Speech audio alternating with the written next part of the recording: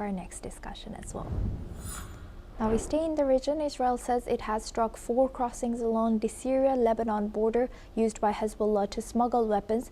The Israeli military says the targets were near Harmo and part of a wider operation against the group. The strikes followed fresh raids across South Lebanon, despite a ceasefire in place for more than a year. Lebanon's local media reports airstrikes on several towns after Israeli evacuation warnings. 19 people were wounded in Kanarit, where 3 journalists were also injured. Lebanon's army accuses Israel of violating the truce and undermining efforts to disarm Hezbollah. Israel says it is responding to repeated ceasefire breaches. More than 350 people have been killed since the truce began. Now for this discussion, we welcome back Colonel Sanjit Sirohi. He joins us live from New Delhi. Thank you very much, Colonel, for staying with us. Now, as we see, Israel has continued to strike on the Syria-Lebanon border, regardless of the longer than almost a year now, the ceasefire with Hezbollah. So how is this affecting? Is this being affected towards dismantling Hezbollah so far? What's your analysis? Well, you see that for the last 1 year there has been ceasefire, but in spite of the ceasefire, the Israelis, whenever they think that the Hezbollahs are getting the arm, they always strike it. It is the same thing happening in Gaza also. In spite of the ceasefire in Gaza, Israel doesn't think twice before attacking in Gaza. It doesn't think twice before attacking Hezbollah in Lebanon, Syria border. So I think this is this disarmament of Hezbollah, which is taking place with the Lebanon government and the Lebanon army is trying to do. It is going to affect that, because if the ceasefire is not being followed by any party, then it gives a mistrust in the mind of the other party that this is something, a ruse that they are trying to project. And as a result of that disarmament exercise which is going in Lebanon of disarming the Hezbollah is going to suffer on that. Right. And what political and security consequences could arise from Lebanon's army, that is not capable of protecting their efforts to disarm Hezbollah, and also their land, but also it accuses Israel of undermining the ceasefire? Absolutely, Asuma. Like, Lebanon army is a professional army, and if they have been given a task to disarm the Hezbollah, and if the other party keep on striking Lebanon, so that the credibility of the Lebanon army goes down, and even the morale of the Lebanon army goes down, that they are doing the task of the Israelis. The disarmament of Hezbollah is in the favor of Israel. If they are doing favor to Israel by disarming Hezbollah, and in spite of that, if Israel is attacking Lebanon, so it not only gives a mistrust in the mind of the Hezbollah army, but it also demoralizes the army, because then the people will think that the Lebanon army is not capable of defending its own people, defending its own land. So I think that is not the correct thing for the Israelis to do.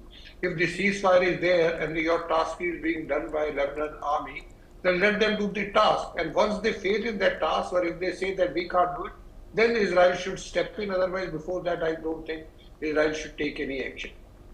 Yes, thank you for highlighting that. How do you analyze the current capability of Lebanese army?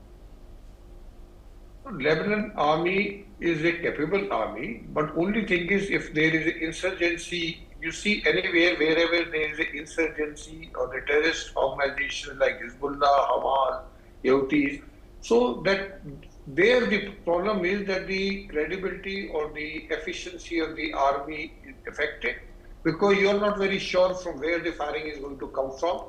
You are fighting the enemy which you cannot see. So I think Lebanon army is a professional army, but like any other army which is facing the insurgency or the terrorism, so the task becomes all the more difficult. Asuma. Right. And how do you analyze the capacity or capacity of Hezbollah right now? Is it becoming weak, or is it still well supported by Iran? No, after the fall of Bashar al-Assad in Syria, the supply chain from Iran to Hezbollah has been to large extent has been destabilized, and as a result of that, the arms are not coming at that number which they used to come earlier. That is number one. Number two, when this thing Hamas attacked Israel in October 23, after that Israel went all out against Hezbollah, and Hezbollah leadership, Hezbollah weaponry, Hezbollah's military capabilities all were reduced to almost zero.